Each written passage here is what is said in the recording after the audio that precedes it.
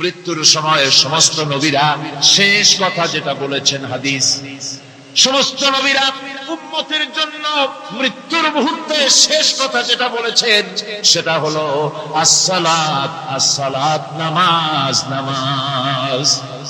আমার নবী যখন বিদায় হয়ে যান, বিদায় মুহূর্তে মেয়ের কথা বললেন না, কলিজার টুকরা নাতির কথা বললেন না, জামাইয়ের কথা বললেন না, স্ত্রীর কথা বললেন না, মৃত্যুর সময় শেষ কথা বললেন আসসালাত আসসালাত ওয়া মা মালাকাত আইমানুকুম, নামাজ নামাজ, আমার উম্মতেরা নামাজ, আমার উম্মতেরা নামাজ ছেড়ে দিও না, নামাজ।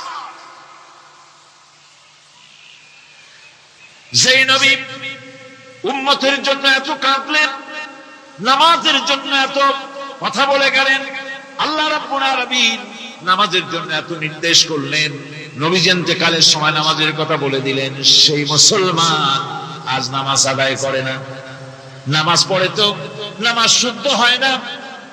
হযরতে হুযায়ফা রাদিয়াল্লাহু তাআলা আনহু তিনি একবার ইয়েমেন সফর করেছিলেন, এক মসজিদে নামাজ পড়লেন, একজনকে তিনি নামাজ পড়তে দেখলেন, নামাজ পড়তে দেখে তিনি অপেক্ষা করলেন, লোকটার নামাজ হয়ে যাওয়ার পর তিনি প্রশ্ন করলেন, আল্লাহর বান্দা তুমি কতদিন এরকম নামাজ পড়তেছো? তিনি বললেন প্রায় 40 বছর তো হবে আমি এরকম নামাজ পড়তেছি। হযরতে হুযায়ফা বলেন তুমি কি আমারে চেনো? কয় না, চিনি না। হযরত হুযায়ফা বললেন আল্লাহর বান্দা শোনো, আমি হচ্ছি আল্লাহর নবী মুহাম্মদুর রাসূলুল্লাহ সাল্লাল্লাহু আলাইহি সাল্লামের সাহাবী হুযায়ফা। ও আল্লাহর বান্দা, তুমি যেভাবে নামাজ পড়েছো এইরকম যদি 40 বছর নামাজ পড়ে থাকো, আল্লাহর কসম করে বলি নবীজি যে নামাজ শিখাইছেন তোমার সে নামাজ হয় নাই, রাসূলুল্লাহ নামাজ হয় নাই। নামাজ পড়লেই হবে না, রাসূলুল্লাহ বলেছেন সাল্লু কামা রাআইতুমুনি উসাল্লি, নামাজ পড়ো সেইভাবে যেভাবে আমার পড়তে দেখো। বিশ্বাস করুন ভাইরা, নামাজ যদি না হয়, হরতাল করিয়া, মিছিল করিয়া, বিক্ষোভ করিয়া, যে কোনো আন্দোলন করে ইসলামকে বিজয়ী করা যাবে না যতক্ষণ পর্যন্ত নামাজ সহি না হবে। নামাজ হচ্ছে ফাউন্ডেশন, নামাজ নাই কিচ্ছু না। ঠুকঠাক করে দুইটা সেজদা দিয়ে উঠে যাবেন, আপনার ইসলামী আন্দোলনের 4 পয়সার দাম নাই। নামাজ আগে, জিহাদের ময়দানেও নামাজ, যেখানে আছেন ওখানেই নামাজ পড়তে। নামাজ নামাজ, এই নামাজ হচ্ছে মুসলমানদের সবচেয়ে বড় জিনিস। নামাজ হয় না, নামাজ যত পড়া হয় অধিকাংশ নামাজ হয় না। নামাজের ভিতরে তা'দীল আর কাম, তা'দীল করা ওয়াজিব। যতক্ষণ দাঁড়িয়ে থাকবেন, রুকুতে থাকবেন, যতক্ষণ দাঁড়ায় থাকবেন ততক্ষণ অন্তত 1 তাসবিহ পরিমাণ তো বটেই। যদি তা না হয়, রুকুত থেকে দাঁড়ালেন, সেজদায় চলে গেলেন, ওয়াজিব তরক হলো। সেজদা দিলেন না, নামাজ ফাসিদ হয়ে গেল, নষ্ট হয়ে গেল। এটা পাগলামি না। নামাজ সহিভাবে আদায় করতে হবে। নামাজ থেকে দাঁড়াবেন, রুকুত থেকে দাঁড়ায় গেলেন, বলবেন রব্বানা লাকাল হামদ, রব্বানা লাকাল হামদ হামদান কাসীরান তাইয়্যিবান মুবারাকান ফীহি। একজন সাহাবী এই দোয়াটা পড়ছিলেন। নামাজ শেষ করে আল্লাহর নবী প্রশ্ন করলেন, নামাজের ভিতরে অতিরিক্ত এই কথাগুলি কে বলেছো? সাহাবী ভয় পেয়ে গেলেন। ভয় ভয় তিনি বললেন, হুজুর আমি বলেছি। হুজুর বললেন তুমি জানো না আমি নবী, তুমি নবী না, আমি যা দেখি তুমি দেখতে পাও না। তুমি যখন এই দোয়াটা করতেছিলে আমি লক্ষ্য করেছিলাম আল্লাহর রহমতের ফেরেশতারা প্রতিযোগিতা করতেছিল তোমার আমল নামায় কে কত বেশি নেকি লিখবে। রুকুতে দাঁড়ায়া এটা পড়বেন, সেজদায় চলে যাবেন, 2 সেজদার মাঝখানে ততক্ষণ বসে থাকবেন যতক্ষণ একটা সেজদার ভিতরে ছিলেন। পড়বেন আল্লাহুম্মা গফিরলি ওয়ারহামনি ওয়াহদিনি ওয়াআফিনি ওয়ারযুকনি। নামাজের মধ্যে দোয়া করতেছেন, আল্লাহ আমারে ক্ষমা করে দাও। এসব দোয়া সব হুজুরের। আমাকে ক্ষমা করো, আমাকে হেদায়েত দাও, আমাকে সুস্থ করো, আমাকে রহম করো, আমাকে রিজিক দাও। সুবহানাল্লাহ। নামাজের ভিতরে দোয়া কবুলের সময়, নামাজের সেজদার ভিতরে দোয়া কবুল হয়। এইভাবে করে রাসূল করিম সাল্লাল্লাহু আলাইহি ওয়াসাল্লামের নামাজটা কেমন হাক্কানি উলামাদের কাছ থেকে জেনে নেবেন। যেহেতু হুজুর বলেছেন সাল্লু কামা রাআইতুমুনি উসাল্লি, নামাজ পড়ো সেইভাবে যেভাবে আমাকে পড়তে দেখো। ফতে মক্কার দিনে সকলকে ক্ষমা করে দিয়েছিলেন, কিন্তু 5 জন নারী আর 6 জন পুরুষ সম্পর্কে বলেছিলেন এদেরকে যেখানে পাও সেখানে হত্যা করো। এর মধ্যে ওয়াসি একজন। ওয়াসি বুঝতে পেরেছি মুহাম্মদ সাল্লাল্লাহু আলাইহি ওয়াসাল্লাম আল্লাহর রহমত, করুণার নবী, দয়ার নবী, তার কাছে যদি আমি যেতে পারি তাহলে তিনি আমার সম্পর্কে যদি তার সামনে যেতে পারি তাহলে তার কঠোর মনোভাব আমার প্রতি নরম হয়ে যাবে। এই মনে করে সাহাবায়ে কেরামদের চোখ এড়ায়া তিনি হুজুরের সামনে গিয়ে হাজির হয়ে গেলেন। হুজুর তাকে দেখি বললেন, তোমার নাম না ওয়াসি? তিনি বললেন, হ্যাঁ আমার নাম ওয়াসি। হুজুর বললেন, তুমি আমার চাচাকে শহীদ করেছো? ওয়াসি বললেন, জাহালাতের কারণে তা করেছি। হুজুর বললেন, কেমনে শহীদ করেছো আমার চাচাকে, আমার একটু শোনাও। ওয়াসি বলতে লাগলেন, আমি বল্লম দিয়ে হযরতে হামজার শরীরকে এফোড় ওপড় করে দিয়েছি, তারপরে তার বুককে খঞ্জর দিয়ে ফিরে বুকের ভিতর থেকে কলিজাটা বের করে নিয়ে আমি হাতে দিয়ে দিয়েছি হেন্দাই কলেজা চিবিয়ে চিবিয়ে খেয়েছি। রাসূল পাক সাল্লাল্লাহু আলাইহি ওয়াসাল্লাম হাদিস শরীফে এসেছে, ওয়াসির বর্ণনা যখন তিনি শুনতেছিলেন রাসূলের চোখ থেকে তখন পানি পড়ে দাড়ি মোবারক ভিজে ভিজে পড়তেছিল। ঘটনা শোনার পর রাসূলুল্লাহ বললেন, ওয়াসি তুমি কি চাও? ওয়াসি বললেন, আমি ইসলাম কবুল করতে চাই। হুজুর তাকে মুসলমান বানালেন। বললেন, তুমি মুসলমান হলে কিন্তু সব সময় তুমি আমার সামনে আসবে না, তার কারণ তোমাকে দেখলে পরে আমার মনের ভিতরে আমার চাচার কথা মনে উঠে যাবে। আমি আমার আব্বাকে পাই নাই, আব্বার স্নেহ যত্ন আমার কিসমতে তেমন হয় নাই। আমার চাচা হামজা আমাকে পিতার মতো করে আমাকে স্নেহ করেছে, তোমাকে দেখলে পরে তার কথা মনে পড়বে, সুতরাং তুমি সবসময় আমার সামনে আসবে না। ওয়াসি সেদিন শপথ নিয়েছিলেন, রব্বুল আলামিন আমি জাহালাতের কারণে যেই বল্লম দিয়ে ইসলামের একজন শ্রেষ্ঠ সন্তানকে আমি শহীদ করে ফেলেছিলাম, আমি বুঝতে পারি নাই, ওই বল্লমটা আমি হেফাজতে রেখে দিয়েছি। তুমি আমার এই দোয়া মঞ্জুর করো, আমি যেন এই বল্লম দিয়ে এই পৃথিবীর নিকৃষ্ট ইসলামের কোন দুশমনকে যেন আমি শেষ করে দিতে পারি। আল্লাহ পাক দোয়া তার মঞ্জুর করে দিলেন। মুসাইলামা কাযযাবের বিরুদ্ধে হযরত আবু বকর সিদ্দিক রাদিয়াল্লাহু তাআলা আনহু যে বাহিনী পাঠালেন, হযরত ওয়াসি সেই বাহিনীর মধ্যে ছিলেন। আর তিনি সেই বল্লমটা দিয়ে, যে বল্লম দিয়ে তিনি হযরত হামজাকে শহীদ করেছিলেন, সেই বল্লমটা দিয়েই ইসলামের নিকৃষ্ট শত্রু মুসাইলামা কাযযাবকে দুনিয়া থেকে তিনি বিদায় করে দিলেন।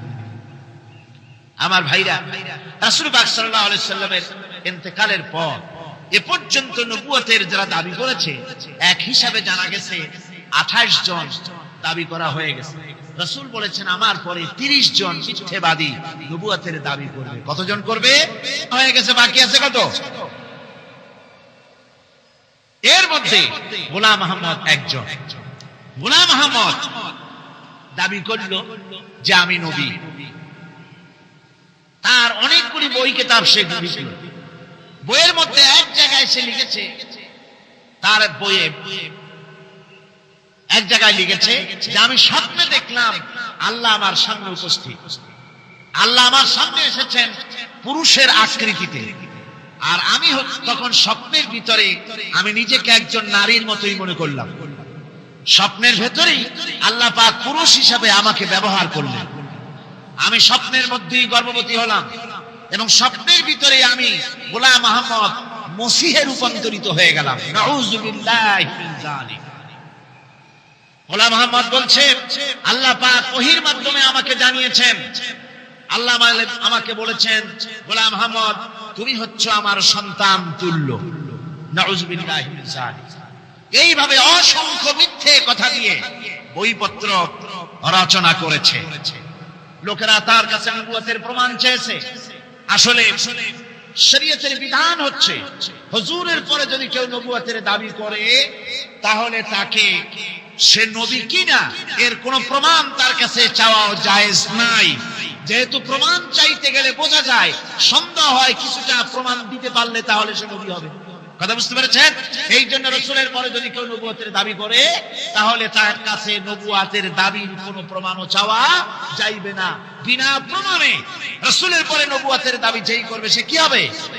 জোরে বলেন কি হবে? কাফের হয়ে যাবে। দুনিয়ার সমস্ত উলামা, সমস্ত মুহাদ্দিস, সমস্ত মুফাসসির, দুনিয়ার সমস্ত মুফতি সব একমত, কোনো দ্বিমত নাই, গোলাম মোহাম্মদ কাদিয়ানী কাফের। তার অনুসারীরাও তার জামানায় মাওলানা আতাউল্লাহ শাহ বুখারী রাহমাতুল্লাহ আলাইহি তার সঙ্গে একটা বহস হলো। যেহেতু গোলাম মোহাম্মদ বলেছিল যে আমার এই 40 দিনের মধ্যে কেউ প্রতিবাদ করুক যেগুলি আমার ওহী নয়। হযরতে মাওলানা আতাউল্লাহ শাহ বুখারী রাহমাতুল্লাহ আলাইহি সেই যুগের একজন শ্রেষ্ঠ আলিম, তিনি বললেন আমি তোমার কাছে কোনো প্রমাণ চাই না তুমি নবী কিনা, আমি জানি তুমি মিথ্যাবাদী, তবে তোমাকে বলতে হবে তুমি এই শক্তি কোথায় পেলে। গোলাম মোহাম্মদ বলল কোরআন শরীফেই আছে আমার এই শক্তির উৎস। কোথায়? বলল যে এই যে আয়াতটা আমি আপনাদের সামনে তেলাওয়াত করেছি, ঈসা আলাইহিস সালামের ওই কথাই গোলাম মোহাম্মদ বলল যে হযরত ঈসা আমার সম্পর্কে বলেছেন ইয়াতি মিন বাদ ইসমুহু আহমদ, আমার পরে একজন নবী আসবেন, রাসূল আসবেন, তার নাম হবে আহমদ, আমি সেই আহমদ। মাওলানা আতাউল্লাহ বুখারী বলছেন তোমার নাম তো আহমদ না, তোমার নাম হচ্ছে গোলাম আহমদ। তার অর্থ হলো হযরত ঈসা আলাইহিস সালাম যে আহমদের কথা বলেছেন তুমি সেই আহমদের গোলাম। গোলাম আহমদ বললেন দেখুন আমার নামের প্রথম শব্দ গোলাম, এটা হচ্ছে আমার লকব, আমি আমার নামের লকবটা ছেড়ে দিলাম, বাদ দিয়ে দিলাম, আর ব্যবহার করব না, তাহলে তো আমি আহমদ থাকি, আপনি তো আর আপত্তি করতে পারেন না। মাওলানা বুখারী বললেন নামের প্রথম শব্দ বাদ দেওয়া যদি জায়েজ হয় তাহলে তোমার ফতোয়া দিয়ে আমার নামের প্রথম শব্দ বাদ দিয়ে দিলাম, আমার নাম আতা আল্লাহ, নামের প্রথম শব্দ আতা বাদ দিয়ে দিলাম, তো আতা যদি বাদ দেই তাহলে আল্লাহ হই, আর আল্লাহ হয়ে বলছি তোমার মতো গাধাকে নবুয়ত আমি দেই নাই। এরপর এই পৃথিবীর নিকৃষ্ট পাপী এই কাফেরের মউত হলো কোথায়? জোরে বলেন এই কাফেরের মউত হলো কোথায়? পায়খানার ভেতরে মউত হয়েছে।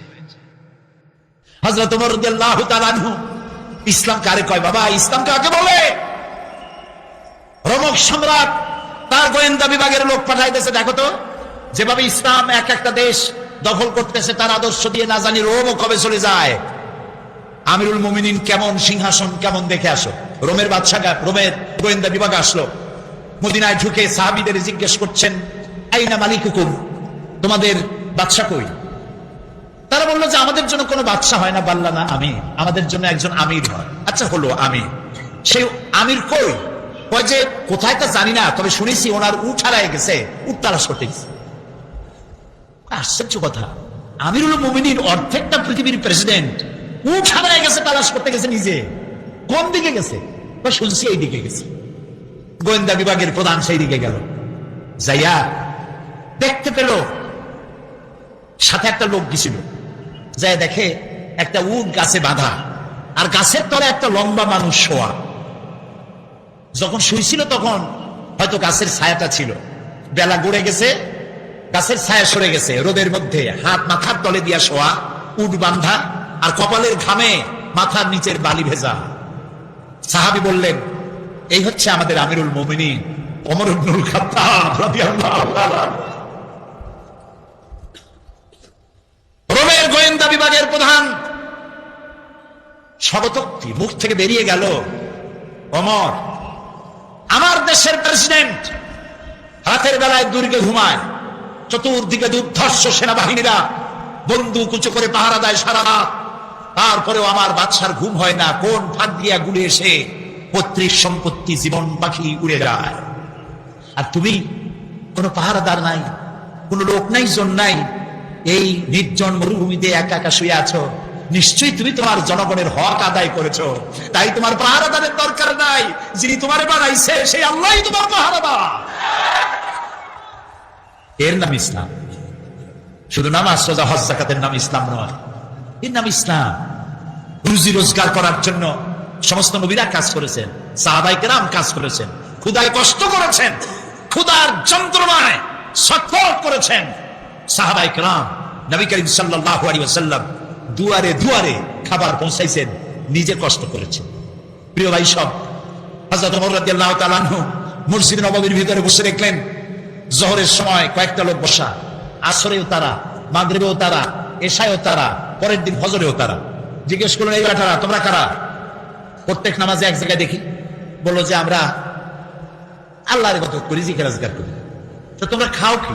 বলছে আল্লাহ ভরসা করে আছে, আমাদের এই জায়গায় জিকির আজকার করতে দেখে এলাকার লোকেরা রান দিয়ে আমাদেরকে খাওয়া। তাহলে তো তোমরা আল্লাহরে ভরসা করো না, তোমরা তো মানুষের উপরে ভরসা করে আসো। শোনো, আগামীকাল এটা তো ফজর গেল, আজকের জোহরের নামাজের পর যদি এই জায়গায় তোমাদেরকে বসা দেখি, ব্যাট মেরে মসজিদ থেকে বের করে দেব। এটা ইসলাম নয় যে তুমি কাজ করবে না বসে বসে খাবে, এর নাম ইসলাম নয়। তুমি নিজে কাজ করবে, নিজের জন্য, অন্যের জন্য কাজ করো, এটি হলো ইসলামের নির্দেশ। সুতরাং ইসলাম নামাজ, রোজা, হজ, যাকাত নিয়েই শুধু আসে নাই, এসেছে মানবতার কল্যাণের জন্য, মানবতার মুক্তির জন্য। সুবহানাল্লাহি ওয়া বিহামদিহি, সুবহানাল্লাহি ওয়া বিহামদিহি। আল্লাহ তাআলা রাসূল বলেছেন তিনটা কাম করো। কয়টা কাম? তিনটা কাম করো। আফশুস সালাম ওয়া আতইমুত তুআম ওয়া সাল্লু ওয়ান নাসু নিয়াম তাদখুলুল জান্নাতা বিসসালাম। সুবহানাল্লাহ। আফশুস সালাম, সালামের প্রচলন করো, খালি সালাম দাও। কালকে বলছিলাম না, মনে আছে? এই যে দেখা হলো আসসালামু আলাইকুম, রাস্তায় দেখা হবে আসসালামু আলাইকুম। হযরতে আব্দুল্লাহ বিন ওমর রাদিয়াল্লাহু তাআলা আনহুমা বনগণ বাজারে যেতেন। একজন সাহাবী তারে জিজ্ঞেস করেন, আচ্ছা আপনি কি রাসূলের ওই হাদিস শোনেন নাই? বলে কোন হাদিস? যে রাসূলুল্লাহ বলেছেন সবথেকে উৎকৃষ্ট জায়গা কোনটা? বলেন। নিকৃষ্ট জায়গা বাজার। এই হাদিস জানেন না? বলে হ্যাঁ জানি। তো বারবার বাজারে আসেন কেন? আমি বড় বড় বাজারে আসি, ওই হাদিস আমি জানি, কিন্তু আমি আসি অন্য কারণে। এখানে বেশি মানুষের চাকরি দেখা হয় আর কোনো কোনো সালাম দিই, আমার সওয়াব হয় বেশি। আহারে মুসলমান, একজন আরেকজনের সাথে দেখা হবে আসসালামু আলাইকুম ওয়া রাহমাতুল্লাহ, বিনা পয়সায় দোয়া। আরেকজন কবে ওয়া আলাইকুম আসসালাম ওয়া রাহমাতুল্লাহি ওয়া বারাকাতুহু ওয়া মাগফিরাতুহু ওয়া রিদওয়ানুহু ওয়া জান্নাতুহু। সুবহানাল্লাহ। যত বেশি শব্দ প্রয়োগ করবেন ততই 10 করে নেকি হইতে থাকবে। এরপরে হাত মিলাবেন। অনেকে হাত খালি ছোঁয় আঙ্গুলের মাথা, কেউ ইটুক দেয়, কেউ সবটা দেয়, কেউ সবটা দিয়ে ধরিয়া এরকম ঝাঁকায়। ওর চিন্তা যত সাকি তত নেকি। এটা একটা বাজে কথা। প্রিয় ভাই সব, রাসূলুল্লাহ বলছেন সালাম দাও, বেশি করে সালাম দাও। ওয়া আতইমুত তুআম, আর মানুষকে খাইতে দাও। জাহান্নামে যারা যাবে কারণ হবে দুইটা, অনেক কারণের মতো কারণ হবে কয়টা? দুইটা। ইয়াতাসাআলুনা আনিল মুজরিমিন মা সালাকাকুম ফি সাকার قالوا لم نك من المصلين ولم نك نطعم المسكين। জাহান্নামীদেরকে প্রশ্ন করা হবে জাহান্নামে আসছে কেন? বলবে দুইটা কারণে, আমরা নামাজ পড়ি নাই আর এতিম মিসকিনকে খাইতে দেই নাই। নাউজুবিল্লাহ, বলে নাউজুবিল্লাহ। এতিম মিসকিনকে খেতে দিবেন, মেহমানদের দাওয়াত দিবেন, বেশি করে খাওয়াবেন। শুধু নিজেই অন্যের বাড়িতে গিয়ে খাবেন না, মানুষকেও দাওয়াত দিয়ে খাওয়াবেন। তাহলে মহব্বত বাড়বে। কি বাড়বে? মহব্বত বাড়বে। আর একটা কি? ওয়াসাল্লু ওয়ান নাসু নিয়াম, আর নামাজ পড়তে দাঁড়াও ওই সময় যখন মানুষেরা সব ঘুমাইয়া যায়। কোন সময়? রাতে। রাতের কোন অংশে? অর্ধেক, এরপরে অথবা তৃতীয় অংশে। এই সময় নামাজটা কেন? কারণ আল্লাহর কাছে, মানুষের কাছে, সব মুমিনের কাছে সব থেকে প্রিয়তম কে? মহব্বত নিয়ে এসেছে। ক্ষমতায় যায়া মন্ত্রী হবেন, এমপি হবেন, খাওয়ার চোটে এক একজনের পেট 3টা তরমুজের সাইজ হয়ে যাবে, এই জন্য ক্ষমতায় যাওয়া নয়। কিছু লোক আছে হায় হায় ক্ষমতা পাইয়া এমন খাওয়া খাইছে, পেটটারে এত মোটা করছে, কোন রুমের মধ্যে ঢুকতে হলে হাত দিয়ে দরজা খোলার দরকার হয় না, পেটের ধাক্কায় দরজার কাম সারা। আছে না এমন? আছে। হযরত ওমর রাদিয়াল্লাহু তাআলা আনহু রাসূলের শিক্ষায় শিক্ষিত, কোরআনের শিক্ষায় শিক্ষিত আমিরুল মুমিনিন রাতের বেলায় ঘুরছেন, প্রজা কুঞ্জরা খাইয়া আছে না না খেয়ে আছে, ইসলাম কারে কয়? তিনি দেখতে পেলেন একটা বাড়ির ভিতরে একটা পুরুষ বারবার ঢোকে আর বের হয়, ঢোকে আর বের হয়। গভীর রাত, গিয়ে প্রশ্ন করলেন, আই মিয়া, তুমি এই বাড়ির মধ্যে বারবার ঢোকে আর বাইর হও কেন? তুমি কেডা? যে পথিক, আমি তো এই বাড়ির মালিক, তাই বারবার ভেতরে ঢোকার বাইরে হোক কেন? বলছে পথিক সে চেনে নাই আমিরুল মুমিনিনকে। বলছে আমার মতো বিপদে জীবনে কেউ পড়ে না। বলে কিরকম? আমার ঘরে আমার বউ আসন্ন প্রসবা, এখনই বাচ্চা হবে, আমার ঘরে কোনো পুরুষও নাই, আমি ছাড়া কোনো মেয়ে লোকও নাই, আর আমি এই বিষয় সম্পূর্ণ অনভিজ্ঞ, কিছুই জানি না। আমার স্ত্রীর কষ্ট, আমার জীবন বেরিয়ে যাচ্ছে, আমি কোনো সাহায্য করতে পারছি না। হযরত ওমর রাদিয়াল্লাহু তাআলা আনহু বলছেন, অপেক্ষা করো, দেখি আমি তোমার কোনো সাহায্য করতে পারি কিনা। গোটা পৃথিবীর, অর্ধেকটা পৃথিবীর প্রেসিডেন্ট, খলিফাতুল মুসলিমিন, আমিরুল মুমিনিন দৌড় দিলেন। কিছুক্ষণ পরে একটি মেয়ে লোক নিয়ে আসলেন, বাড়িওয়ালাকে বললেন এখানে দাঁড়াও, মেয়ে লোকটি ভিতরে ঢুকাই দিলেন। কিছুক্ষণ পরে সেই মেয়ে লোক এসে আমিরুল মুমিনিনকে ডেকে বললেন, আমিরুল মুমিনিন, এই বাড়ির মালিককে বলেন আল্লাহ তাকে একটি পুত্র সন্তান দান করেছেন, পুত্রটিও সুস্থ, তার মাও সুস্থ। বাড়িওয়ালা তো আমিরুল মুমিনিন নাম শুনিয়া পায়ের তলা থেকে মাটি ঘষে গেছে। হযরত ওমর আমার জন্য কষ্ট করছে, দৌড়াইছে, কি আশ্চর্য, আমার তো বেয়াদবি হয়ে গেছে। তিনি করজোড়ে ক্ষমা চাইলেন, আমিরুল মুমিনিন, আল্লাহর রাস্তায় আমারে মাফ করে দেন, আপনি আমারে কষ্ট দিছি, আমি আপনাকে কষ্ট দিয়েছি, আমাকে ক্ষমা করুন। আর এই যে মেয়ে লোকটারে নার্স নিয়ে আসছেন, সেবিকা, কিছু টাকা আপনি তাকে দিয়ে দেবেন, এই টাকাগুলো আপনি নেন। হযরত ওমর বলেন, ও আল্লাহর বান্দা, আমার কাছে ক্ষমা চাইও না, আমার কাছে ক্ষমা চাওয়া উল্টা হবে, কারণ তুমি আমার এলাকার ভিতরে বসবাস করো, তোমার এই কষ্টের কথা তুমি জানাবার আগে আমি নিজেই জেনে যে খেদমত দিতে পারি নাই, এজন্য কিয়ামতের দিন ওমরকে আল্লাহর দরবারে তুমি আসামি বানাইও না। আর যে মেয়ে লোকটিকে টাকা দিতে চাও, ওই মেয়ে লোকটি কোনো পেশাদার নার্স নয়, সেবিকা নয়, যেই মেয়ে লোকটি দিয়ে আমি তোমার স্ত্রীর খেদমত করালাম, ওই মেয়ে লোকটি আমার স্ত্রী। সুবহানাল্লাহ, এর নাম ইসলাম, এর নাম ইসলাম। শুধু নামাজ রোজা হজ যাকাতের জন্য নয়, নামাজ রোজা কম্পালসারি ডিউটি, দাড়ি রাখা মুসলমানের আলামত, মেসওয়াক করা, সুরমা লাগানো, লম্বা জামা গায়ে দেওয়া, এগুলি ইউনিফর্ম, কিন্তু মূল স্পিরিট, আসল জিনিসটা হারাই ফেলেছি, খোলস হারাই ফেলেছি, মূল জিনিস হারাইয়া খোলস ধরে আছি। হ্যাঁ, পাগড়ি আমার দরকার, এটা আমার শিয়ার, আমার পাগড়ি প্রয়োজন, আমার টুপি প্রয়োজন, আমার দাড়ি প্রয়োজন, আমার লম্বা জামা প্রয়োজন, আমার তাসবিহ প্রয়োজন, কিন্তু সব থেকে বড় প্রয়োজন ছিল মানব প্রেম। যারা অহংকারী, যারা স্বৈরাচারী, যারা জালিম, আল্লাহ পাক তাদেরকে বলছেন, হে পৃথিবীর মানুষেরা, জেনেরা, যদি সম্ভব করতে পারো, আমার আইন ভালো লাগে না, আমার ইসলাম পছন্দ হয় না, আমার আলেম ভালো লাগে না, আমার কোরআন ভালো লাগে না, অবস্থা যদি এমনটি হয়, বেরিয়ে যাও, বেরিয়ে যাও। নাত্তার সামাওয়াতি ওয়াল আরদ, আমার সার্বভৌমত্বের ভেতর থেকে, আকাশের নিচের থেকে, জমিনের উপর থেকে বেরিয়ে যাও। ফানফুজু লা তানফুজু ইল্লা বিসুলতান। কোথায় যাও? পালাবার জায়গা নাই, বেরোতে পারবে না, আকাশ আর জমিন দিয়ে প্যাকেট করে রেখেছি, পালাবার জায়গা নাই। কোথায় যাইবা? জুলুমের হাত যত আছে করতে থাকো, আর আল্লাহ রাব্বুল আলামিন দেখতেছেন। সুতরাং ইমানদার ব্যক্তি, তার মধ্যে বিনয় আসে, বিনম্র হয়, সে পয়সা করে আসে বলে অহংকার করে না, কারণ আল্লাহ বলেছেন, ওয়াল্লাহুল গানিয়্যু ওয়া আনতুমুল ফুকারা। আল্লাহ সাফ বলে দিয়েছেন, আল্লাহই হচ্ছেন কারো মুখাপেক্ষী নন, সম্পদশালী, আল্লাহর কোনো সম্পদের অভাব নাই। ওয়া আনতুমুল ফুকারা, দুনিয়ায় তোমরা যা বাস করো সব ফকিরের গোষ্ঠী, কিছু নাই তোমাদের, তোমাদের জাতি খাইয়া শেষ করে ভালো, আর আমার কাছে যা আছে আমি শুধু দিতে থাকি, আর ভাণ্ড শুধু ভরাই থাকে, মোটেও খালি হয় না। সুবহানাল্লাহ। কাজী মুমিন বান্দা, সে অর্থ এবং বিত্তের অহংকার করে না, বিদ্যার অহংকার করে না। অর্থ বিত্ত কত আছে তোমার, কয় টাকার মালিক?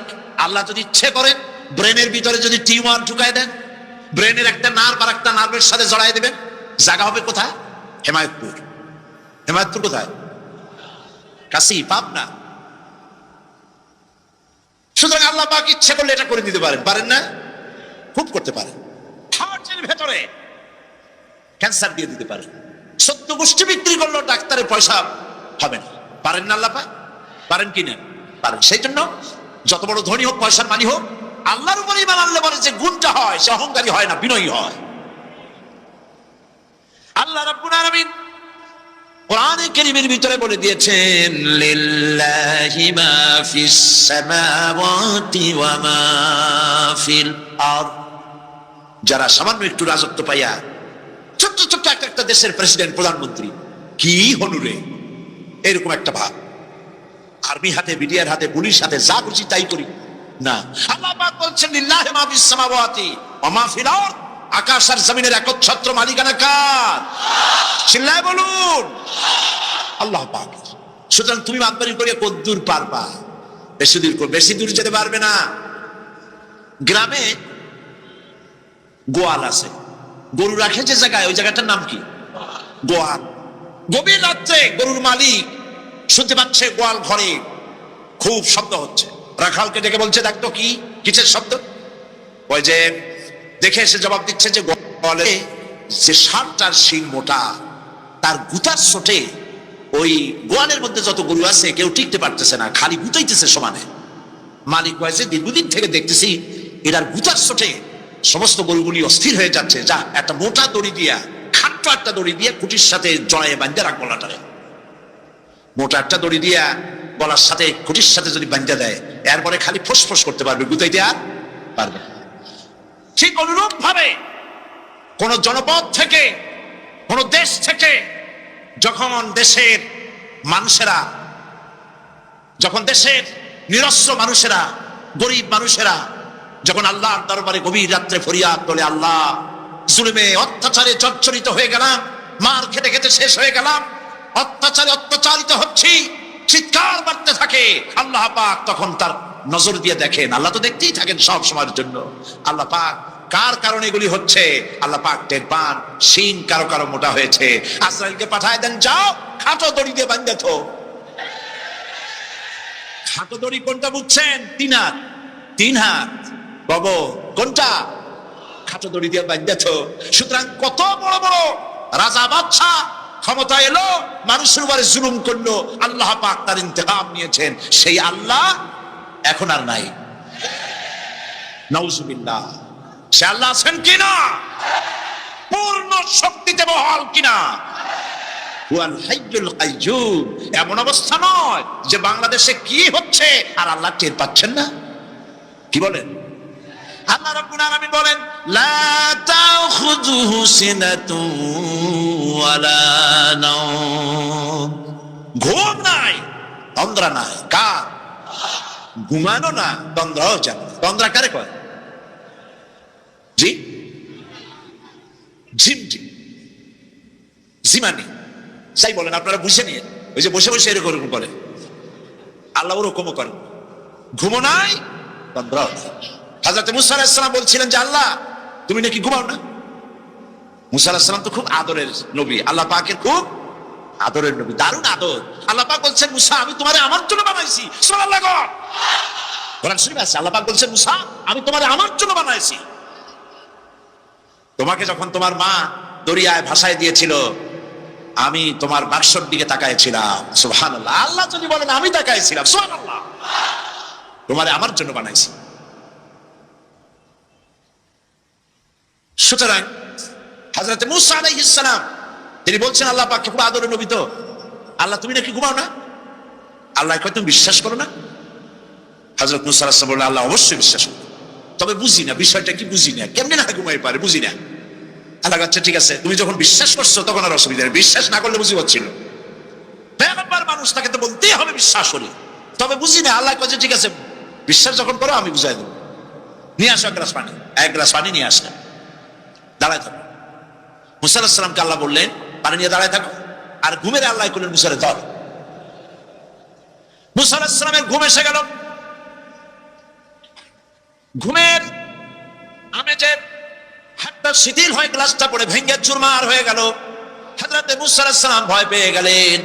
আল্লাহ পাক শোনায় দিলেন, ভয়ের কোনো কারণ নাই, একটা পরীক্ষার জন্যই দিলাম, তোমার বোঝার জন্যই দিলাম। তুমি যেমন এক গ্লাস পানি নিয়ে, একটা গ্লাস নিয়ে এক মুহূর্ত দাঁড়াতে পারলে না, ঘুম আসলো, আর হাত থেকে পড়ে গ্লাসটা ভেঙে গেল। মুসারে তুমি বুঝে নাও, তুমি জেনে রাখো, তাম সৃষ্টি জগৎ তোমার আল্লাহ, আল্লাহ রব্বুল আলামিনের হাতের মুঠার মধ্যে রয়েছে। আল্লাহ রব্বুল আলামিন যদি ঘুমায় যান, এই পৃথিবীর আকাশ এবং জমিনের সব ট্রাফিক কন্ট্রোল আল্লাহ পাক নিজেই করেন। যদি তিনি ঘুমায় যান, সব শেষ হয়ে যায়।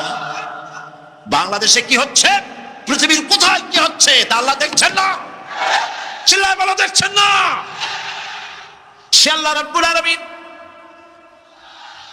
তিনি পরিষ্কার করে বলছেন, যারা নাকি মুমিন বান্দা তারা অহংকারী হয় না, ক্ষমতায় থাকুক ক্ষমতায় না থাকুক কোন অবস্থাতেই অহংকারী হতে পারে না। আল্লাহ পাক শোনায় দিয়েছেন, যারা অহংকার করে তাদেরকে পরিষ্কার করে বলেছেন, ওয়ালা তামশি ফিল আরদি মারহান ইন্নাকা লান তাখরিকাল আরদা ওয়া লান তাবলুগাল জিবালা তুলা ওয়ালা তামশি ফিল আরদি মারহান। খবরদার, আমার জমিনের উপরে অহংকারের পথে বড় হেঁটো না। দেখছেন না কত আছে অহংকার করে হাঁটে, জমিনের উপরে জুতা পাই দিয়ে মচ মচ করে হাঁটতে থাকে।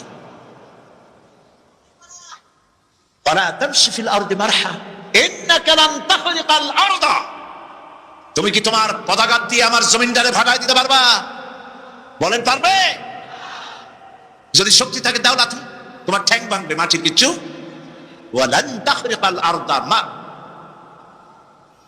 তুমি আমার এই জমিনটাকে ধসাই দিতে পারবে না। আর ওয়ালান তাবলুগাল জিবালা তুলা, আর পাহাড়ের উচ্চতা লাফ দিয়ে তুমি ছাড়াই যেতে পারবে না। আমার জমিনও ফাটাইতে পারবে না লাথি দিয়া, লাফ দিয়ে পাহাড়ের উচ্চতাও ছাড়াইতে পারবে না। তো এত লাফাও কেন? বলেন, কম লাফাও, শক্তি কম দেখাও। আল্লাহ রাব্বুল আলামিন আবার বলেন, ওয়াইবাদুর রাহমানিল্লাযীনা ইয়ামশুনা আলাল আরদি হাওনা। আল্লাহর বান্দা যারা, সত্যিকারের বান্দা যারা, তারা দুনিয়ার বুকে বিনয়ের সাথে হাঁটে, মাথা নিচু করে বিনয়ের সাথে হাঁটে। সুবহানাল্লাহ, আলহামদুলিল্লাহ। তো এই আল্লাহর প্রতি ঈমানের সবথেকে বড় লাভ হচ্ছে আত্মমর্যাদা সম্পন্ন বানায়।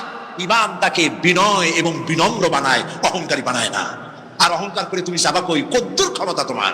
আল্লাহ কোরআন শরীফের বহু আয়াত দিয়ে এই কথাগুলি বলেছেন। আর এটা গেল 2। 3 নম্বরে আল্লাহর উপরে ঈমান আনার, আমি কি বলতেছি বলেন তো দেখি, ফায়দা। আল্লাহর উপরে ঈমান আনার 3 নম্বরের ফায়দা হলো, মুমিন ব্যক্তির মধ্যে বীরত্ব এবং নির্ভীক ভাব তার মধ্যে এসে যায়। সে নিজে মুজাহিদ, সে বীর, সে কাপুরুষ নয়। সুবহানাল্লাহ। আল্লাহর উপর ঈমানের কারণে বীরত্ব এবং নির্ভীকতার প্রশিক্ষণ তার মধ্যে তৈরি হয়ে যায়। কারণ মানুষের সবচেয়ে বড় ভয় হলো মৌতের। বলেন তো দেখি, বড় ভয় কিসের? বলেন সবাই। আর যারা বললেন না, তারা তাদের মৌতের কোনো ভয় নেই। মৌতের ভয় আছে কিনা? আছে। কিন্তু ভয় করে যাবেন কই? ভয় তো সেইটাই করা যায় যেটাকে ভয় করে এড়ানো যায়। এখন মৃত্যুকে ভয় করে আপনি কি এড়াইতে পারবেন? পারবেন? আল্লাহ পাক বলছেন, মুমিন নির্ভীক হবে, বীরত্বে পরিপূর্ণ হবে, কাপুরুষ হবে না, মৌতের ভয়তে পালায়ে বেড়াবে না। আল্লাহ পাক বলছেন, কুল ইন্নাল মাউতাল্লাযীনা তাফিররুনা মিনহু ফাইন্নাহু মুলাকীকুম। আরেকটা বাস সামনের থেকে এসে মাটিতে তাকে চাপা করে দিয়ে চলে গেল। শুনিয়া আমার মুখ থেকে বেরিয়ে গেল আল্লাহু আকবার। বলেন আল্লাহু আকবার। কি আল্লাহ পাকের কি প্রচন্ড ক্ষমতা, কি ইচ্ছা তার। মৃত্যুর জন্য সময় লাগবে, জায়গাও লাগবে, দুটো জিনিস এক হতে হবে। আল্লাহর যাকে যে মৃত্যু দিবেন, মৃত্যুর জন্য সময় এবং জায়গা দুটোর কম্বিনেশন হতে হবে। আটতলা থেকে পড়বে ঠিক, কিন্তু মরবে না। আজরাইল অপেক্ষা করতেছে রাস্তায়, বাস আসবে যখন। আটতলা থেকে পড়লো, অবিশ্বাস্য ভাবে লোকটা বেঁচে গেল। আর হসপিটালে তার যাওয়া হলো না, গাড়ির দরজা খুললো, রাস্তা দিয়ে পড়লো, আজরাইল দ্রুত তার কাম সেরে চলে গেল। সুতরাং মুমিন ব্যক্তি আল্লাহর উপর ঈমান আনার কারণে দুর্জয় মনোবল সৃষ্টি হয়। কাপুরুষ জীবনে কয়েকবার মরে। সাইকেলের টায়ার বাস্ট হয়েছে শুনে বেহুশ হয়। তারপরে ট্রাকের টায়ার বাস্ট হয়েছে শুনলে কানের তারা ফেটে যায়। বোম বাস্ট হয়েছে আওয়াজ শুনে হার্ট ফেল করে। পাতিসেলের ডাক শুনলে কোনো হুশই থাকে না। এই হচ্ছে কাপুরুষদের কাজ। আর ইমানদার ব্যক্তি এগুলি পরোয়া করে না। তার জানা আছে যে আমার নির্ধারিত সময়ের এক মুহূর্ত আগে আমার মৌত হবে না। তো মৌত যখন আমার জন্য অবধারিত, দুনিয়ায় আসছি যখন, মৌত যখন হবেই, সেই মৌত বিড়ালের মতো হোক তা কি চান? পাতিশিয়ালের মতো হোক তা কি চান? আমি তো বলি যে বিড়ালের মতো 500 বছর বেঁচে থাকার কোনো লাভ নাই। সিংহের মতো 5 মিনিট বাঁচুন। মির্জাফরের মতো 50 বছর বেঁচে থাকায় লাভ নাই। খালিদ বিন ওলীদের মতো, সিরাজউদ্দৌলার মতো বেঁচে থাকুন। এই ক্ষণস্থায়ী জীবনকে কেন সেই অনন্ত সুখময় জীবনের জন্য উৎসর্গ করে দেব না, যা আল্লাহর কাছে পাওয়া যাবে কিয়ামতের দিন? দেখেন, মৃত্যু হওয়া উচিত মুসলমানদের, শাহাদাতের মৌত হওয়া উচিত। কি মৌত হওয়া উচিত? আল্লাহকে আজকে প্রাণ খুলে বলি, আল্লাহ জীবন তো নিবাই, সুতরাং জীবন যখন নিবা, মৌতটা শাহাদাতের মৌত তুমি আমাদের দান করে দিও। কাপুরুষের মতো মরতে চাই না, শাহাদাতের মৌত চাই। সুবহানাল্লাহ বলেন, আমিন বলেন। মুমিন ব্যক্তি তার বড় ফায়দা, সে সাহসী হয়। সুবহানাল্লাহ বলেন। দেখেন, বুখারী শরীফের হাদিস, যুদ্ধের জন্য, বদরের যুদ্ধ, রাসূল সাল্লাল্লাহু আলাইহি ওয়াসাল্লাম সৈন্যদেরকে রিক্রুট করছেন, কিন্তু কথা বলতে গিয়ে রাসূল করিম সাল্লাল্লাহু আলাইহি ওয়াসাল্লাম দাওয়াত দিচ্ছেন, কিন্তু মনে মনে চিন্তাও করছেন যে সামান্য কিছু লোক, অস্ত্রপাতি কম, এই জিহাদের অবস্থাটা তারা কিভাবে নেবে। একজন যুবক সাহাবী দাঁড়ায় গেলেন, তার নাম মিকদাদ রাদিয়াল্লাহু তাআলা। যুবক, এই পৃথিবীতে যুবকদের ইসলামের সবচাইতে অবদান কাদের? চিল্লায় বলো। যুবকদের অবদান সবচাইতে বেশি। হযরত মিকদাদ রাদিয়াল্লাহু তাআলা আনহু তিনি দাঁড়ায় গেলেন, তিনি বললেন, ইমদি বিনা ইয়া রাসূলুল্লাহ হাইসুমা তাশা। হাদিস, হে রাসূল, আপনি আমাদেরকে নিয়ে চলুন। কত সৈন্য তারা আসতেছে, কত অস্ত্র নিয়ে আসতেছে, এটা আমাদের ভাববার বিষয় নয়। আপনি আমাদের নিয়ে চলুন, হাইসুমা তাশা, আয় হাইসুমা আমারাকাল্লাহ, আল্লাহ আপনাকে যেদিকে আমাদের নিয়ে যাইতে কয় আপনি সেই দিকে আমাদের নিয়ে চলুন। ইন্না লা নাকুলু লাকা কামা ক্বালা বনু ইসরাঈল লিমূসা আলাইহিস সালাম, ইযহাব আনতা ওয়া রাব্বুকা ফাকাতিলা ইন্না হাহুনা কাঈদুন।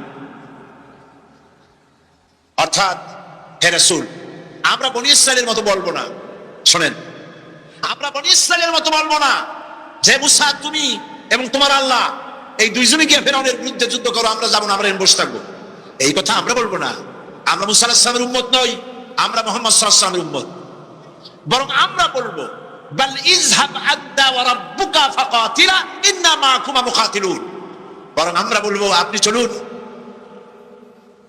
আমরা আপনার সাথে আল্লাহর হুকুম মাফিক লড়বো, জিহাদ করবো, ততক্ষণ পর্যন্ত মা দামাত আইনুম মিন্না তাতাররাফ, যতক্ষণ পর্যন্ত আমাদের চোখের পাতা নড়তে থাকে, ততক্ষণ আপনার সাথে থেকে কাফেরের বিরুদ্ধে লড়াই করে যাব। জীবনের পরোয়া তারা করেন নাই, জীবনের পরোয়া করেননি। হুজুর সাল্লাল্লাহু আলাইহি ওয়াসাল্লাম দারুণ ভাবে খুশি হয়ে গেলেন। হুজুর হেজিটেট ফিল করছিলেন যে এই সামান্য কিছু লোক, অস্ত্র নাই, পাতি নাই, এতগুলি লোকের বিরুদ্ধে যুদ্ধ করতে যাবে। যুবকের মুখে এই কথা শুনে হুজুর দারুণ খুশি হলেন। আল্লাহর নবী বললেন, কুমু বিনা ইলা জান্নাতিন, জান্নাতুন আরদুহা কারদিস সামাওয়াতি ওয়াল আরদ।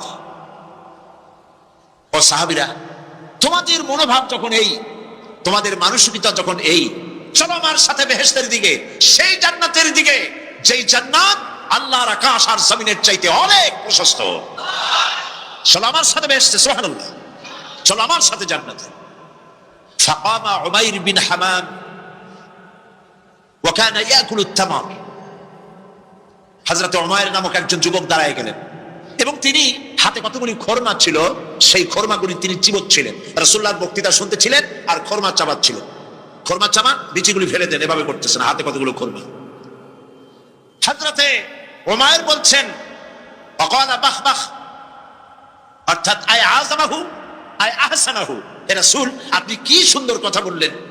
আপনার সাথে লড়াই করতে যাব কাফেরদের বিরুদ্ধে, সেই লড়াই করলে এমন বেহেশত পাবো যে বেহেশত হবে আকাশ আর জমিনের চাইতেও প্রশস্ত। তাহলে ওয়াল্লাহি হাত্তা আকুলাহুন্না ইন্না হাযা হায়াতুন তাবিলা, তাহলে আমার হাতে যে খরমাগুলি আছে, এই সমস্ত খরমাগুলি খেতে গেলে কিন্তু অনেক সময় লেগে যাবে। এত সময় বেহেশতে যাওয়ার জন্য আমি তো তর সহ্য করতে পারবো না। ফারামাবিহীন হাতের সব ফরমা ভাড়াই দিলেন, যুদ্ধে ঝাঁপায় পড়লেন। অনেকক্ষণ কাফেরদের বিরুদ্ধে লড়াই করে হযরত উমাইর শাহাদাত বরণ করলেন। রাসূলুল্লাহ তার লাশের কাছে গিয়ে আঙ্গুল দিয়ে ইশারা করে বললেন, ইন্নাকা মিন আহলিহা।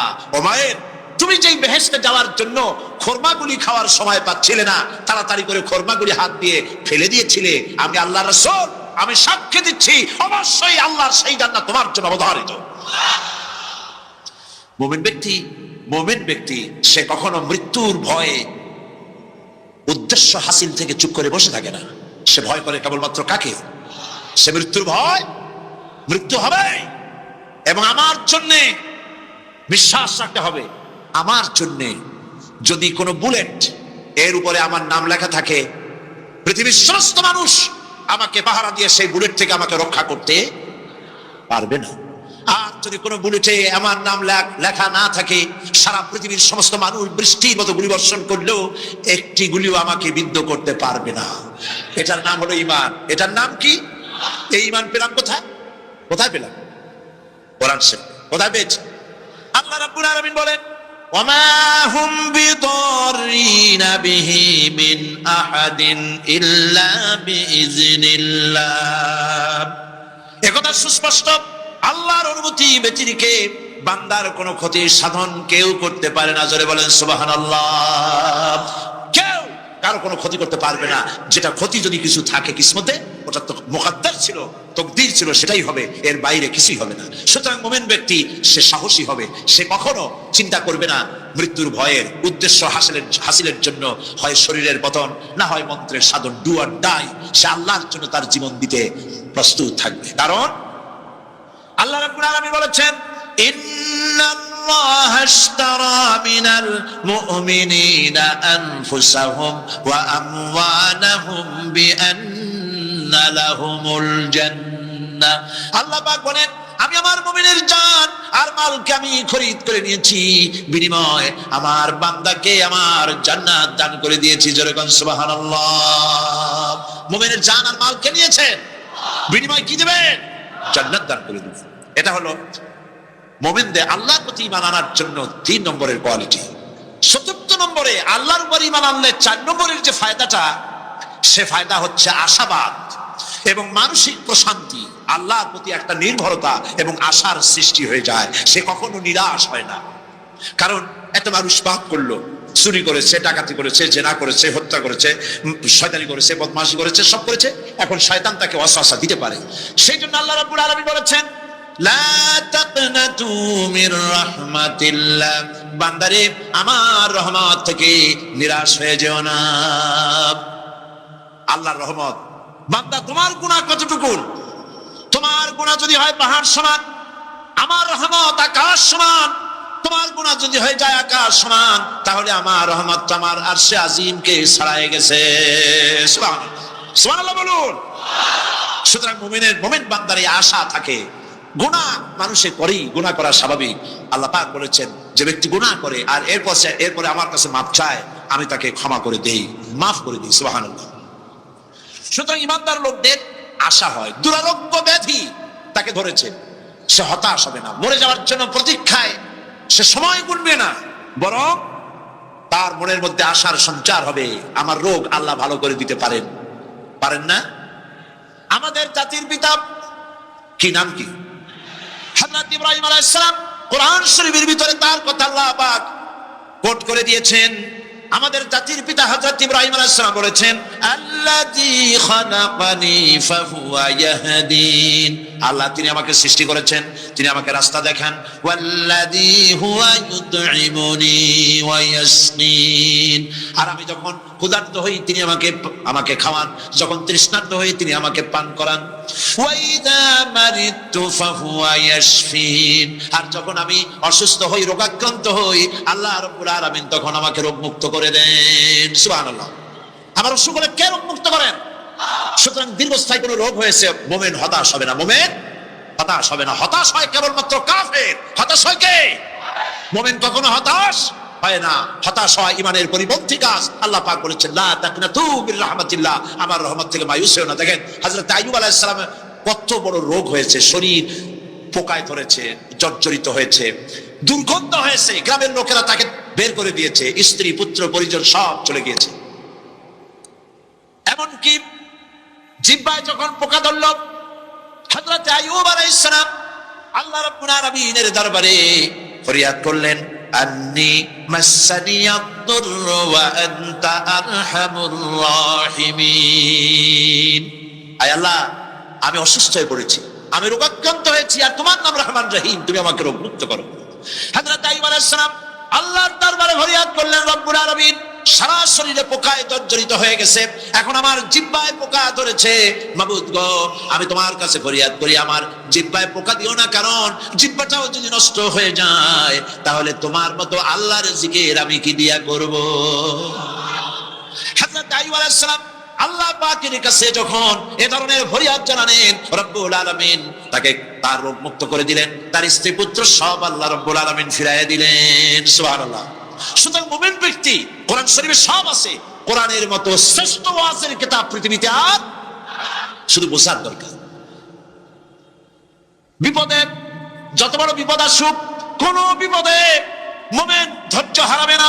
হযরত ইয়াকুব আলাইহিস সালামের ছেলে ইউসুফ আলাইহিস সালামকে যখন তিনি হারায় ফেললেন, তিনি অধৈর্য হয়ে গেছিলেন নাকি? অধৈর্য হন নাই। কারণ আমি আমার বক্তৃতার সূচনায় বলেছি, আমরা কল্যাণ বুঝি না, অকল্যাণও বুঝি না।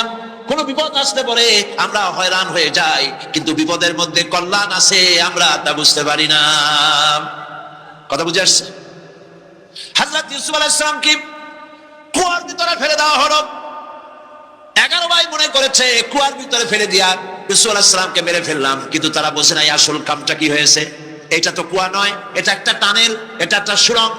একদিকে কেনান হলো তার এক মুখ, ওই সুড়ঙ্গের এক মুখ হলো কেনানের। কেনান ইউসুফ আলাইহিস সালামকে ফেলে দেওয়া হলো কুয়ার ভিতরে মারার জন্য, কিন্তু আল্লাহ পাকের ইচ্ছা ইউসুফ আলাইহিস সালাম মরবে না। এই টানেলের অপর প্রান্ত মিশরের সিংহাসনের টানেলের এপার দিয়া ইউসুফ আলাইহিস সালামকে ঢুকালেন, অপর প্রান্তে মিশরের সিংহাসনে ইউসুফকে আল্লাহ বসায়া দিলেন। হযরত ইয়াকুব ছেলের জন্য অধৈর্য হলেন না। যখন তিনি খবর পেলেন ছেলে বাঘে খেয়ে ফেলেছে, তিনি তখন বলেছেন, ফাসাবরুন জামিলুন আসাল্লাহু আইয়াতিয়ানি বিহিম জামিআ ইন্নাহু হুয়াল আলিমুল হাকীম। ফাসাবরুন জামিল, আমি উত্তম ভাবে ধৈর্য ধারণ করলাম, এবং আমি বিশ্বাস করি আল্লাহ রাব্বুল আলামিন আমার হারানো সবকিছু আমাকে ফিরাই দিবেন। বহু বছর পর যখন হযরত ইউসুফ আলাইহিস সালাম প্রেসিডেন্ট হয়েছেন মিশরের, 11 ভাই গেল সেখানে সাহায্য আনার জন্য। সেই ঘটনা তো শোনাবো না, এমনি বলে যাচ্ছি। এরপরে তিনি তাদেরকে পরিচয় দিলেন, ওরা ভয় পেয়ে গেল। তিনি বললেন, ভয়ের কোনো কারণ নাই, লা তাসরিবা আলাইকুমুল ইয়াউম, আজকে আমি কোনো প্রতিশোধ তোমাদের নেব না। সুবহানাল্লাহ। এর নাম পয়গম্বর, এর নাম কি? আল্লাহর নবী। আমি আজকে কোনো প্রতিশোধ তোমাদের নেব না, তোমরা যাও। পিতার অবস্থা তিনি জানলেন, কাঁদতে কাঁদতে পিতার চোখ দুটো নষ্ট হয়ে গেছে। ইয়াকুব আলাইহিস সালাম, হযরত ইউসুফ আলাইহিস সালাম বললেন, যাও। নিজের জামাটা খুললেন, গায়ের জামা খুলে বললেন, ভাইরা আমার এই জামা নিয়ে যাও, আর আমার আব্বার চোখের উপরে এই জামাটা রেখে দিও। ছেলেরা যখন হযরত ইউসুফ আলাইহিস সালাম, লা ইলাহা ইল্লা আনতা সুবহানাকা ইন্নী কুনতু মিনাজ জালিমিন, ফানাদা ফিজ যুলুমাত, জামায়ে কাসীর, ত্রিবিধ অন্ধকারের ভেতর থেকে হযরত ইউনূস আলাইহিস সালাম চিৎকার মারলেন। মাছের পেটের অন্ধকার, পানির অন্ধকার, রাতের অন্ধকার, ত্রিবিধ অন্ধকারের ভেতর দিয়ে মাছের পেটের মধ্য দিয়ে ইউনূস আলাইহিস সালাম চিৎকার মারলেন। অধৈর্য হন নাই, হাত ফেল করেন। তিনি বলছেন, পড়েন আমার সাথে, লা ইলাহা ইল্লা আনতা সুবহানাকা ইন্নী কুনতু মিনাজ জালিমিন, তুমি ছাড়া কোনো ইলাহ নাই, কোনো উপাস্য নাই, মাবুদ নাই, তোমার পবিত্রতা ঘোষণা করছি, আমি জালিমদের অন্তর্ভুক্ত হয়ে গেছি। ইউনূস আলাইহিস সালাম যখন কাঁদতেছিলেন, আল্লাহ রাব্বুল আলামিন সেই কান্না শুনেছিলেন কিনা বলেন? শুনছিলেন কিনা? শুনতে পেয়েছিলেন কিনা? পানির ভিতরে কেউ শুনে নাই, মাছের পেটের ভিতরে ইউনূস আলাইহিস সালাম কিভাবে চিৎকার করছেন, মাছের পেটের ভিতরের আওয়াজ পানির ভিতরে কেউ শুনে নাই। জমিনের কেউ শোনে নাই, অন্তরিক্ষে কেউ শোনে নাই, সাত আকাশের ভিতরে কেউ শোনে নাই, কিন্তু আরশে আজিমের মালিক আল্লাহ রব্বুল আলামিন শুনতে পেয়েছেন। সঙ্গে সঙ্গে রব্বুল আলামিন জবাব দিলেন, ফাস্তাজাবনা লাহু ওয়া নাজাইনাহু মিনাল গাম্মি ওয়া কাযালিকা নুজিল মুমিনিন। পড়েন, ফাস্তাজাবনা লাহু ওয়া নাজাইনাহু মিনাল গাম্মি ওয়া কাযালিকা নুজিল মুমিনিন। আমি ইউনূসের ডাকের জবাব দিলাম। কে বলতেছেন? বড় করে বলেন, কে বলছে? আল্লাহ। সুবহানাল্লাহ। আপনারা কি ভয় পাইছেন? ভয় পেয়েছে মুসলমান? আল্লাহ রাব্বুল আলামিন বলেন, আমি আমার ইউনূসের ডাকের জবাব দিলাম। শুধু জবাব দেই নাই, আমি ইউনূসকে তার মাছের পেটের ভিতর থেকে বাঁচাই দিলাম। মাছের পেটের মধ্যে বেদনা শুরু হয়ে গেল। এমন বেদনা হয়েছে মাছ এখন বমি না করে পারে না। কথা বুঝতে পেরেছেন? মাছ এখন বমি না করে পারে না। পানির উপরে মাছ ভেসে উঠল। আল্লাহ কোরআন শরীফের ভিতরে বলছেন, মাছ সাতরায়া কিনারায় চলে গেল, ইউনূস আলাইহিস সালামকে বমি করে ফেলে দিল। ইউনূস আলাইহিস সালাম বেঁচে গেলেন। আল্লাহ পাক বলেন, শুধু ইউনূসকে বাঁচাইলাম না, বরং আমি সকলের জন্য আশার বাণী শোনাই। শোনো মুমিনেরা, ওয়া কাযালিকা নুজিল মুমিনিন। মুমিন বান্দা যারা, যত বড় বিপদ আসুক আমারে ডাকো, আমি বিপদ দিয়ে বাঁচাই দেব। সুবহানাল্লাহ। বিপদ থেকে আমি বাঁচাই দেব। আল্লাহ পাক করেছেন, ফাইন্না মাআল উসরি ইউসরান, ইন্না মাআল উসরি ইউসরা। জেনে রাখো, দুঃখ এবং কষ্টের পরে রয়েছে সুযোগ সুবিধা, আর অসচ্ছলতার সাথে রয়েছে উদার সচ্ছলতা। যত বড় বিপদ আসছে, এই বিপদের পরে আল্লাহ পাক তার গোলামদের উপরে রহমত নাজিল করবেন ইনশাআল্লাহ। সুতরাং ঈমানদার লোকেরা, তাদেরকে আল্লাহ পাক বলছেন, কোনো ভয় নাই, কোনো চিন্তা নাই, যত বড় বিপদে পড়ো আমারে ডাকো, আমি ডাকের সাড়া দিয়ে দেব। সবাই আল্লাহরে ডাকেন। সুবহানাল্লাহ ওয়ালহামদুলিল্লাহ লা ইলাহা ইল্লাল্লাহ। জোরে পড়েন, সুবহানাল্লাহ ওয়ালহামদুলিল্লাহ লা ইলাহা ইল্লাল্লাহ। সুবহানাল্লাহ ওয়ালহামদুলিল্লাহ।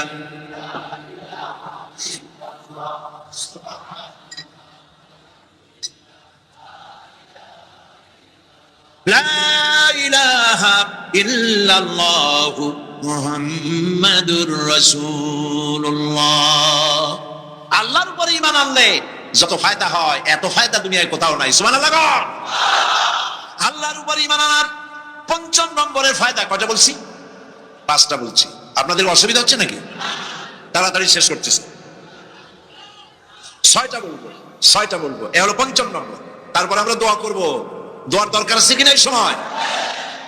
৫ম নম্বরে আল্লাহর উপরে ঈমান আনলে পরে আরেকটি বড় ফায়দা, সেটা হলো কঠিন এবং কঠোর বিপদে আল্লাহ পাক তার মধ্যে অবিচলতার এবং ধৈর্য ধরার তৌফিক দিয়ে দেন। সুবহানাল্লাহ। যত বড় বিপদ আসুক, সেই বিপদে মুসিবতে আল্লাহ পাক মুমিনদেরকে আল্লাহর উপরে নির্ভরতা শিখায় দেন। সুবহানাল্লাহ। কারণ মুমিনদের জানা আছে যে ঈমানদারদের বিপদ নতুন কিছু নয়, একেবারে আদম আলাইহিস সালাম থেকে শুরু হয়ে আসছে। ঠিক কিনা? আদম আলাইহিস সালাম বিপদ হয় নাই? আদম আলাইহিস সালাম বিপদ কি? শয়তান। তার বিপদ কি? শয়তান ছিল বিপদ। প্রত্যেক নবীর সময় মানুষের নবীদের কষ্ট দিছে, তাই নাই? বিশ্বকবি ইকবাল বলেছেন, সতীজা কা রহা হ্যায় আজল সে তা ইমরোজ, सतीजा का रहा है अजल से ताइमरोज, चरागे मुस्तफा भी से शरारे बुलहबीस। আগমন কাল থেকে শুরু করে মুহাম্মদ সাল্লাল্লাহু আলাইহি ওয়াসাল্লামের চারাগকে, নূরকে, ঈমানকে, ইসলামকে নিভায় দেওয়ার জন্য আবু জাহেলের গোষ্ঠীরা চিরকাল চেষ্টা করেছে। সব চেষ্টা কর্পূরের মতো উড়ে গেছে।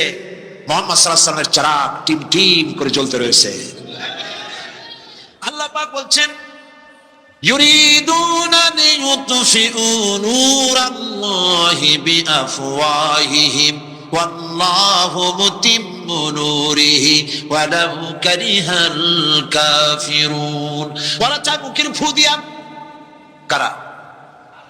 কাফেরেরা ইসলাম সহ্য করতে পারে না যারা, ওরা চায় মুখের ফু দিয়া আমার আলোটাকে নির্বাপিত করে দেবে। আল্লাহ পাক বলেন ওয়াল্লাহু মুতিম্মু নূরি, আমি আমার নূরকে পূর্ণতা দান করব, তাতে কাফির বেঈমানদের মনের ভিতরে যত জ্বালা হোক, যন্ত্রণা হোক, ওদের কলজা যত পুরুক, ইসলাম তার বিজয় পতাকা নিয়ে উঠবে, কেউ ঠেকাতে পারবে না। আল্লাহ রাব্বুল আলামিন, আল্লাহ পাক বলছেন ওয়াকাযালিকা জাআলনা লিকুল্লি নাবিয়্যিন আদুওয়াম মিনাল মুজরিমিন, আর এমনি করে আমি সকল নবীর শত্রু বানিয়েছি সব পাপিষ্ঠ অপরাধ প্রবণ লোকদের। শুনছেন কথা? শোনেন নাই? আল্লাহ পাক বলছেন দুনিয়ার সব নবীদের, তাদের জন্য আমি শত্রু বানাইছি কাদেরকে? যারা সবথেকে বেশি পাপিষ্ঠ অপরাধ প্রবাহ এরা হচ্ছে নবীর দুশমনেরা, সব নবীদের দুশমনি করে। আজ দেশের আলেমদের সাথে দুশমনি করে সবচাইতে বড় পাপিষ্ঠ। এটা কোরআন, এটা কি কোরআন? চলে বলেন এটা কি? আল্লাহ রাব্বুল আলামিন বলছেন ওয়াকাযালিকা জাআলনা লিকুল্লি নাবিয়্যিন আদুওয়াম মিনাল মুজরিমিন, সব পাপীরা, পাপিষ্ঠরা আমার দ্বীনের দাওয়াত যারা দেয় তাদেরকে জীবনের দুশমন মনে করে। কেন? শোনেন, আমি কার ওয়াজ শোনাচ্ছি? কার ওয়াজ শোনাচ্ছি? আমার আল্লাহর ওয়াজ। অপরাধটা কি? নবীদের বিরুদ্ধে, নবীর ওয়ারিস ওয়ারাসাতুল আম্বিয়া কারা, তো তাদের বিরুদ্ধে তাদের অপরাধটা কি? তাদের অপরাধ সম্পর্কে আল্লাহ নিজে বলেন ওয়ামা নাকামু মিনহুম ইল্লা আন ইউমিনু বিল্লাহিল আজিজিল হামিদ, এদের বিরুদ্ধে অ্যাকশন নেওয়ার আর কোন অপরাধ ওদের নাই। ওদের একমাত্র অপরাধ ওরা আল্লাহর জমিনে আল্লাহর আইন প্রতিষ্ঠা করতে চায়, এটাই হচ্ছে একমাত্র। এই অপরাধে নবীদের শাস্তি হয়েছে, নবীরা মার খেয়েছেন, সাহাবা ইকরাম মার খেয়েছেন। আমরা তো সাহাবা ইকরামের জুতার ধুলার সমান নই, সুতরাং এগুলি আমাদের পাওনা। এই রক্তের বিনিময়, জীবনের বিনিময় আল্লাহ পাক তার দ্বীনকে প্রতিষ্ঠা করবেন ইনশাআল্লাহ। হযরতে খাব্বাব, বুখারী শুনুন, বুখারীর হাদিস। আমি কোনো কথা বানিয়ে বলি না, আমি লেখাপড়া করি, পড়াশোনা করি, চোখে দেখি, তারপরে কথা বলার চেষ্টা করি। বাজে গপ্প কিস্সা কাহিনী বলার অভ্যাস আমার কোনো কালে ছিল না, নাই। রাসূল কারীম সাল্লাল্লাহু আলাইহি ওয়াসাল্লামের মতো মানুষ, ওনার মতো মানুষ, আহারে, তার চাইতে শ্রেষ্ঠ মানুষ কি পৃথিবীতে আছে? তিনি মার খাইছেন না খান নাই? আহা, কিভাবে তাকে মারলো! গলায় চাদর দিয়ে পেঁচাইয়া আছাড় মেরে ফেলে দিয়ে তারপরে তাকে প্রহার করা হয়েছে। আবু জাহেল মেরেছে, বেহুশ হয়ে গেছেন হুজুর। হযরত হামজা তখনও কাফের ছিলেন। শিকার থেকে ফিরে এসে মুহাম্মদ সাল্লাল্লাহু আলাইহি ওয়াসাল্লামের অবস্থা দেখে পায়ের রক্ত মাথায় উঠে গেছে। আপন ভাইয়ের ছেলে, আর এমন ছেলে। চলে গেলেন আবু জাহেলের বাড়ি, বললেন আবু জাহেল, তুই নাকি মুহাম্মদ সাল্লাল্লাহু আলাইহি ওয়াসাল্লাম মারছিস, কেন মারলি? তিনি তো ভালো কথাই বলেন, সবসময় বলেন সত্য কথা বলো, মানুষের উপকার করো, এতিমকে আশ্রয় দাও, এত সুন্দর সুন্দর ভালো ভালো কথা বলেন। তার মতো ভালো মানুষ তো দুনিয়ায় দেখি নেই। মারলি কেন? তুই কি মনে করছিস যে আব্দুল্লাহ মারা গেছে বলে এতিম হয়ে গেছে মুহাম্মদ সাল্লাল্লাহু আলাইহি ওয়াসাল্লাম? তোর মনে রাখা উচিত আব্দুল্লাহ মারা গেছে, হামজা মরে নাই। হযরত হামজা ধনুক বাইর করলেন, এক বাড়ি মারলেন মাথার উপরে, মাথা ফাটা রক্ত বেরিয়ে গেল। হামজা হন হন করে হেঁটে এলেন রাসূলের কাছে। হুজুরের অসুস্থ দেহ মোবারক কোলে উঠায় নিয়ে বললেন বাবা, আর মস্তক মোবারক কোলে উঠায় দিয়ে বললেন আমি আবু জাহেলের মাথা ফাটিয়ে রক্ত বের করে দিয়ে এসেছি, তুমি একটু খুশি হও। হুজুর বললেন চাচা, কার মাথা ফাটাইছেন, কার রক্ত বের করেছেন, এই কথা বলে তো আমাকে আপনি খুশি করতে পারবেন না। তিনি বললেন বাবা, তুমি কি হলে খুশি হও? তিনি বললেন আমি খুশি হই চাচা, তোমার মুখে যদি একটা বার আমি ঈমানের কলেমা শুনতে পাই। হযরত হামজা বললেন মুহাম্মদ সাল্লাল্লাহু আলাইহি ওয়াসাল্লাম, আমার বুঝতে মোটেও কষ্ট হয়নি, তুমি কোনো সাধারণ মানুষ নও। সাধারণ মানুষের প্রতিশোধে তুমি বিশ্বাসী হতে, খুশি হতে, প্রতিশোধে বিশ্বাসী হওনি, তুমি অবশ্যই আল্লাহর নবী। আমি আল্লাহকে সাক্ষী রেখে, আমি তোমাকে সাক্ষী রেখে ঈমানের কালেমা ঘোষণা করছি, লা ইলাহা ইল্লাল্লাহু মুহাম্মাদুর রাসূলুল্লাহ। ভাইরা আমার, আল্লাহর দ্বীন প্রতিষ্ঠার জন্য আমার নবীদেরকে কষ্ট করতে হয়েছে, সাহাবায়ে কেরামদেরকে কষ্ট করতে হয়েছে, আল্লাহর ওলিদেরকে, ইমাম আবু হানিফা রাহমাতুল্লাহ আলাইহি 8 বছর জেলের মধ্যে রাখা হয়েছিল। ইমাম আহমদ বিন হাম্বলকে চাবুক মেরে মেরে গায়ের গোশত আর চামড়া তুলে ফেলে দেওয়া হয়েছিল। তারপরেও তা বাতিলের সামনে মাথা নত করে নাই। এর নাম হচ্ছে ইসলাম। এর নাম কি?